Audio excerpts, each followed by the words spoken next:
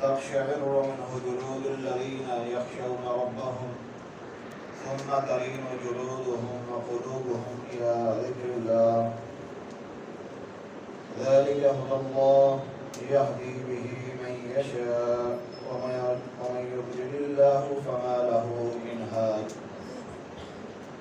والصلاة والسلام على نبينا محمد وعلى آله وأصحابه أجمعين أما بعد فأعوذ بالله السميع العليم من الشيطان الرجيم من همزه ونفخه ونفثه بسم الله الرحمن الرحيم وذكر فإن الذكرى تنفع المؤمنين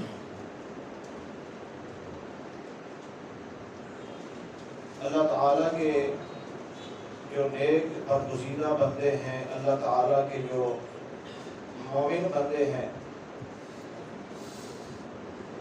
ان کے سامنے جب اللہ تعالیٰ کا ذکر کیا جاتا ہے انما المؤمنون اذا ذکر اللہ وجلت قلوبهم، تو ان کے دل ڈر جاتے ہیں، وَإِذَا تُلِيَتْ عَلَيْهِمْ آيَاتُهُ زَادَتْهُمْ إِيمَانًا وَعَلَىٰ رَبِّهِمْ يَتَوَكَّلُونَ، اور جب اس کی آیات پڑھ کے سنائی جاتی ہیں ان کے ایمان اور زیادہ ہو جاتے ہیں۔ تو مومن لوگ جو ہوتے ہیں ان کی جب اصلاح کی جائے تو وہ شکریہ ادا کرتے ہیں۔ یہ صحابہ کرام کی یہ صفت ہوا کرتی تھی کہ جو بھی ان کی اصلاح کرتا تو اس کا شکریہ ادا کرتے کہ ہمیں ہمارا وقت ضائع ہونے سے، ہمیں ہلاک ہونے سے، ہمیں تباہ ہونے سے آپ نے خیر خیر کرتے ہوئے ہمیں بچا لیا ہے۔ اور اللہ رب العزت کا یہ بے حد احسان ہے جس مالک نے اپنے گھر میں کھڑا ہونے کی اور قرآن سنانے کی اللہ رب العزت نے توفیق عطا فرمائی ہے۔ کتنے ہی بد نصیب ایسے ہیں کہ جو اس ماہ مقدس میں بھی اللہ کے گھر کے اندر آنے کو تیار نہیں ہے۔ یہ اللہ تعالیٰ کا خاص فضل ہے، اس کی رحمت ہے۔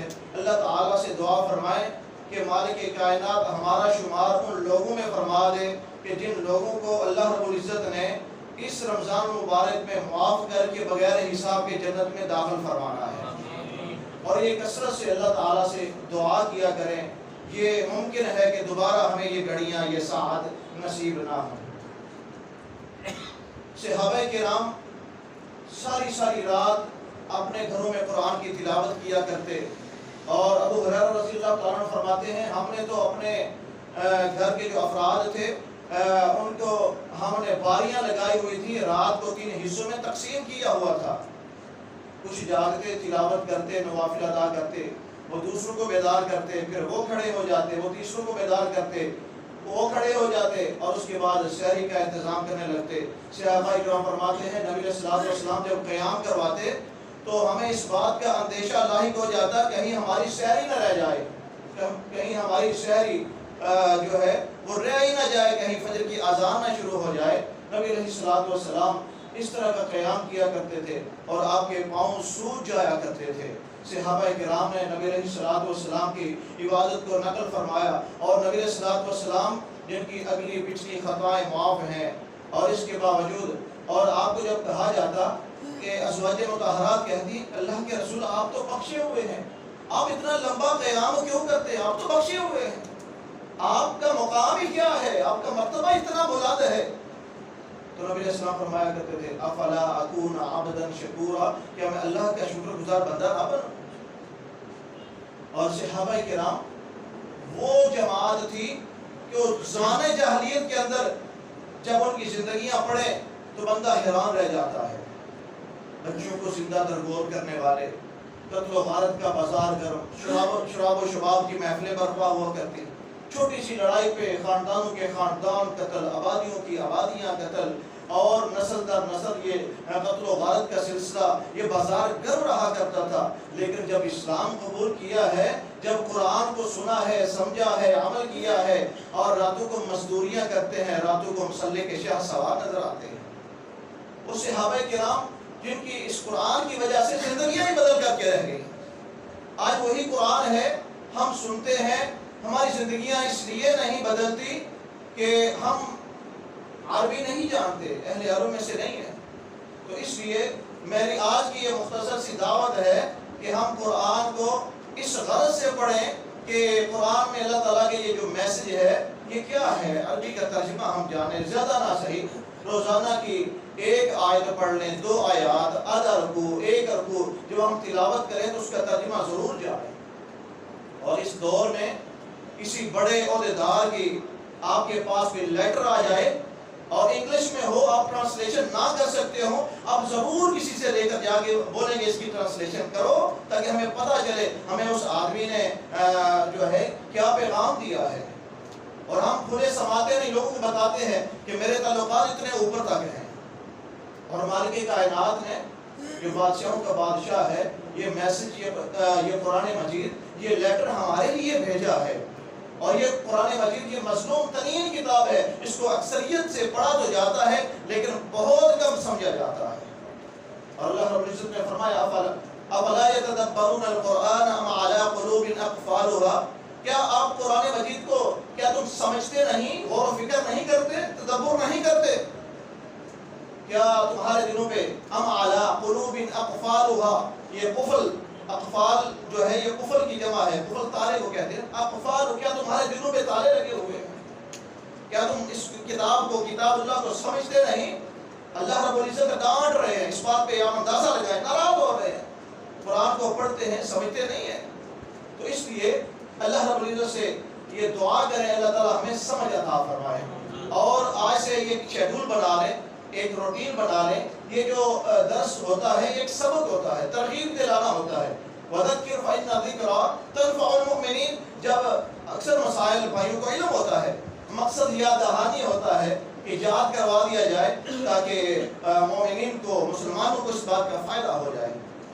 صبح ایک بھائی نے میرے سے سوال کیا تھا، تو میں ذرا جلدی میں تھا تو میرے ذہن میں آ گیا، میں چاہتا ہوں کہ میں اس کی بھی وضاحت کر دوں تاکہ دوسرے بھائیوں کو بھی مزید جو ہے اس کا فائدہ ہو جائے۔ بھائی نے سوال کیا تھا کہ نمازی کا لباس کیسا ہونا چاہیے، یعنی کہ ان کا مقصد یہ تھا کہ آیا کہ نماز کے اندر سر کو ڈھانپنا یہ شرط ہے، ضروری ہے، یا کہ اس کے بغیر گزارا ہو سکتا ہے۔ نبی علیہ الصلوۃ والسلام نے صحابہ کرام کو ارشاد فرمایا لا يصلي احدكم في الثوب الواحد ليس على عاتقه شيء۔ آپ صلی اللہ علیہ وسلم نے فرمایا کہ کوئی بھی شخص ایک کپڑے میں نماز ادا نہ کرے اس حالت میں کہ اس کے کندھے ننگے ہوں، یعنی کہ جس کے کندھے ننگے ہوں اور وہ اس حالت میں نماز ادا نہ کرے اس کی نماز نہیں ہوگی۔ تو نبی علیہ الصلوۃ والسلام کو دیکھا گیا ام سلمہ رضی اللہ تعالی عنہا کے گھر میں نبی علیہ السلام ایک ہی کپڑے میں نماز ادا کر رہے ہیں، یعنی کہ ٹخنوں کے اوپر تک، اور ادھر سے یہ دونوں کندھے آپ کے ڈھکے ہوئے تھے اور آپ نماز ادا فرما رہے تھے۔ یعنی کہ مقصد یہ ہے کہ نمازی کے لیے جو لباس ہے اس میں یہ کندھے جو ہے یہ ننگے نہیں ہونے چاہیے۔ اور بعض صحابہ کرام، غربت کا دور تھا، بعض صحابہ کرام ان کے پاس وہ باندھنے کے لیے ایک ہی کپڑا ہوا کرتا تھا اور ان کو اوپر کر کے گردن تک لے آتے تو یہاں گھٹنوں کے تھوڑا سے نیچے تک جا پاتے۔ تو اس وقت پھر نبی علیہ الصلوۃ والسلام نے جو پیچھے خواتین کی صف ہوا کرتی تھی، آپ نے پھر حکم دیا کہ اگلی صف جو صحابہ کرام مردوں کی جو صف ہے یہ جب تک دوبارہ سجدے سے اٹھ کے بیٹھ نہ جائیں، خواتین کو تب تک یہ حکم اجازت نہیں تھی کہ وہ سجدے سے سر اٹھائیں۔ تو یہ نمازی کے لیے یہ لباس جو ہے اتنا کافی ہے۔ اور رہی بات سر ڈھانپنے کی، تو یہ نبی علیہ الصلوۃ والسلام نے سر ڈھانپنے کے بغیر بھی نماز ادا کی ہے اور سر ڈھانپ کے بھی نماز ادا کی ہے۔ محمد بن منقدر رحمہ اللہ تابعی ہیں، انہوں نے جابر بن عبداللہ رضی اللہ تعالی عنہ سے سوال کیا کہ آپ نے نماز پڑھی ہے، آپ کے پاس کپڑا چادر موجود تھی، آپ نے سائڈ پہ رکھی ہے اور پھر آپ نے نماز شروع کر دی ہے، آپ اس کو سر پہ رکھ لیتے۔ تو جابر بن عبداللہ، بخاری شریف کی یہ روایت ہے، جابر بن عبداللہ رضی اللہ تعالیٰ عنہ فرماتے ہیں کہ میں نے اس لیے ایسے نماز پڑھی ہے کہ نبی علیہ الصلوۃ والسلام کو نماز پڑھتے ہوئے دیکھا ہے کہ آپ کے سر پہ کپڑا نہیں تھا، آپ صلی اللہ علیہ وسلم نے اس حالت میں بھی نماز ادا فرمائی ہے، تو میں نے اس لیے نماز ادا کی ہے۔ بڑی سخت الفاظ ہیں حدیث کے، تاکہ تم جیسے جاہل کو بھی پتہ چل جائے کہ ایسے نماز ہو جاتی ہے۔ پتہ چلا کہ یہ ایک اس کا تعلق لباس کے ساتھ ہے. سر کو ہمیشہ ڈھانپ کے رکھنا یہ نیک صالحین کا لباس کا حصہ ہے، اس کا نماز کے ساتھ تعلق نہیں ہے. بعض ہمارے مساجد کے اندر دیکھا گیا ہے کہ وہ ٹوپیاں وغیرہ لا کے ایک کونے میں رکھ دیتے ہیں. تو سچی بات یہ ہے کہ خیر القرون، نبی علیہ السلام نے فرمایا خیر القرون قرنی، سب سے بہترین زمانہ میرا زمانہ، ثم الذین یلونہم، اس کے بعد میرے صحابہ کا زمانہ، ثم الذین یلونہم، اس کے بعد تابعین کا زمانہ. بہترین زمانہ یہ 3 زمانے خیر القرون جن کو کہا جاتا ہے. خیر القرون کے اندر ایسا کوئی ذکر نہیں ملتا کہ مسجد میں ایک سائڈ پہ ٹوپیاں رکھی ہوں اور نماز کے سر پہ وہ پہن لی، اس کے بعد اتار کے رکھ دی. اب تو تھوڑی سی چینجنگ آ گئی ہے، پلاسٹک کی رکھتے ہیں. یہ بزرگوں نے اکثر دیکھا ہوگا وہ کھجور کے پتوں کی بنی ہوتی اور اس کے اندر گرد و غبار اور میل وغیرہ کہ وہ بندہ پہن کے باہر بازار نہیں جا سکتا. یہ کنڈیشن. ہاں جس میں سب ڈانپنا ہے وہ نماز میں ڈانپے، نماز کے علاوہ بھی روٹین بنائیے، صالحین کا لباس ہے. تو مجھے ایک واقعہ یاد آ گیا. میرے چچا جی ان دنوں بیمار ہیں، عالم دین ہے، دعا فرمائے اللہ میں صحت عطا فرمائے. وہ ہمارے میرپور کشمیر سے گجرا والے اپنے گھر آ رہے تھے. تو اکثر گاڑیاں راستے میں رکتی اسٹے کرتی ہیں کسی ہوٹل پہ. تو نماز کا ٹائم ہوا تو نماز ادا کرنے لگے. تو وہاں ایک بندے نے آگے دیکھا، ویسے تو اکثر وہ پگڑی وغیرہ باندھ کے رکھتے ہیں، اتفاقاً ان کے سر پہ کپڑا نہیں تھا. تو وہ ایک بندہ پاس سے گزرا، اس نے بولا کہ یہ ہوٹل والوں نے مسجد بنوائی ہے، ٹوپیاں بھی رکھی ہیں، وہ ٹوپی آپ سر پہ رکھیے پھر نماز پڑھیں. یہ بازرا پرانی ہے، وہ کھجور کے پتوں والی ٹوپیاں تھیں. تو کہنے والے کی داڑھی نہیں تھی.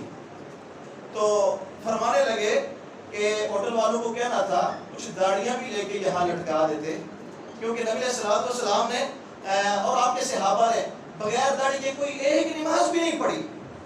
بغیر ٹوپی کے، بغیر امامہ کے، بغیر کپڑے کے تو پڑھی ہے، بغیر داڑھی کے نہیں پڑھی. سمجھانے کا ایک انداز تھا. تو بات کرنے کا یہ مقصد ہے کہ اس معاملے میں بعض بھائی سختی کرتے ہیں. ہمارے بھائی نے صبح سوال کیا تو اس کا فائدہ ہوا کہ ماشاءاللہ باقی لوگوں کو علم ہو گیا. تو بات کرنے کا مقصد یہ ہے کہ اس معاملے میں سختی نہ کی جائے. میں نے بعض لوگوں کو دیکھا ہے وہ اتنا ضروری سمجھتے ہیں کہ وہ یہ قمیص اٹھا کے سر پہ لے جاتے ہیں، ایسے میں نے دیکھا ہے، اور چاہے کمر وہ جو ہے وہ ننگی ہو جائے. دوسری بات یہ ہے کہ شلوار جو ہے وہ ٹخنوں سے نیچے نہیں ہونی چاہیے. بعض ہمارے بھائی سمجھتے ہیں کہ صرف نماز کے ٹائم اوپر کرنی ہے، باہر جا کے نیچے کر دیتے ہیں. حالانکہ نبی علیہ السلام نے فرمایا، 3 بندوں کا ذکر فرمایا، ثلاثۃ لا یکلمہم اللہ یوم القیامہ ولا یزکیہم ولا ینظر الیہم ولہم عذاب علیم. 3 قسم کے لوگ ایسے ہیں کہ جنہیں قیامت والے دن اللہ نظر رحمت سے نہیں دیکھے گا، ان کو معاف نہیں کرے گا، بلکہ ان کو دردناک عذاب فرمائے گا. ان تینوں میں سے ایک وہ ہے کہ جو اپنی شلوار اپنے ٹخنوں سے نیچے رکھتا ہے. نبی علیہ السلام نے فرمایا یہ تکبر کی علامت ہے. اور بعض ہمارے بھائی رومال رکھتے ہیں سر پہ یا کندھے پہ، تو ان کے دونوں یہ جو ہے سرے جو ہوتے ہیں وہ نیچے لٹکاتے ہیں. اس کو صدل کہا جاتا ہے. علی رضی اللہ تعالیٰ عنہ نے فرمایا یہودیوں کی عبادت گاہ کے باہر کھڑے تھے، صحابہ بھی کھڑے تھے. جب وہ یہودی عبادت کر کے باہر نکلے، علی رضی اللہ عنہ فرماتے ہیں یہ دیکھو یہ صدل، یہ یہودیوں کی مشابہت ہے. آپ نماز پڑھتے تو ایسا نہ کیا کریں. رومال ہے یا تو اس کو ایسی کر لیں، دونوں سائڈیں اس کی لٹکانا، صدل یہ کندھوں سے یا سر سے یہ کرنا جائز نہیں ہے. نماز کے اندر اس کی گنجائش نہیں ہے. ایسا یعنی کہ صدل کرنا یہ ٹھیک نہیں ہے. بعض میں نے بھائیوں کو دیکھا وہ سر پہ ٹوپی رکھتے ہیں، یہ ایسے کر کے آگے جگہ چھوڑتے ہیں، پیچھے کر کے رکھتے ہیں. تو یہ بھی یہودیوں کی مشابہت ہے. جن بھائیوں کو علم نہیں ہے مزید تحقیق کیجیے گا. یہ بھی یہودیوں کی مشابہت ہے. اللہ تعالیٰ سے دعا ہے اللہ رب العزت ہمیں یہود و نصارہ کی مشابہت سے بچنے کی توفیق عطا فرمائے. اور یہ صحابہ کرام نے تو نبی صلی اللہ علیہ وسلم کے ساتھ محبت کرنے کا حق ادا کر دیا. آپ صلی اللہ علیہ وسلم کی ایک ایک ادا کو نقل فرمایا، نوٹ کیا، کاپی کیا. عمر رضی اللہ تعالیٰ عنہ ایک دفعہ جا رہے ہیں، اپنا ان کا دور حکومت ہے، تو سفر کے اندر ساتھیوں کو سائڈ پہ بٹھایا اور ایک سائڈ پہ جا کے بیٹھتے ہیں.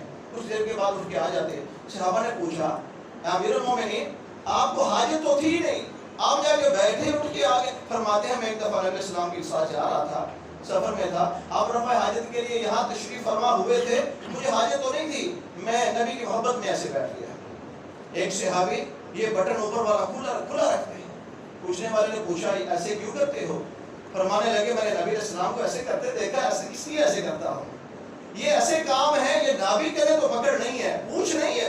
انس رضی اللہ تعالیٰ عنہ کہتے ہیں مجھے کھانے کے اندر بندے کا مزاج ہے، کچھ چیزیں پسند ہیں، کچھ چیزیں پسند نہیں ہیں. کہتے ہیں مجھے کھانے کے اندر کدو پسند نہیں تھا، لیکن میں نے دیکھا کہ ایک دفعہ نبی علیہ السلام کدو گوشت بنے ہوئے ہیں، کدو کو تلاش کر کر کے تناول فرما رہے ہیں. کہتے ہیں میں نے دیکھا اس کے بعد جب بھی موسم آتا، کدو کا سیزن آتا، تو کوئی بھی میرے گھر کے اندر ہنڈیاں ایسی نہ پکا کرتی جس کے اندر میں کدو کو شامل نہ کرتا. یہ وہ لوگ تھے جنہوں نے اپنی محبتوں کو قربان کر دیا. یہ وہ لوگ تھے نبی علیہ السلام کے پہ جانیں نچھاور کی ہیں، اور یہاں تک فرمایا کہ اے اللہ کے رسول، عہد کا مارکہ ہے، اللہ کے رسول ہم آپ کے ساتھ دائیں ہو کے، بائیں ہو کے، آگے ہو کے، پیچھے ہو کے ہم لڑیں گے اور اپنے سینے پہ، اپنی چھاتیوں پہ تیر کھائیں گے، لیکن ہم موسیٰ علیہ السلام کی قوم کی طرح نہیں ہیں. فَاذْهَبْ أَنْتَ وَرَبُّكَ فَقَاتِلَا إِنَّا هَاهُنَا قَاعِدُونَ. کہ موسیٰ علیہ السلام کی قوم نے کہا تھا اے موسیٰ جا تو تیرا رب جا کے لڑو، ہم تو بیٹھ کے تماشا دیکھنے والے ہیں.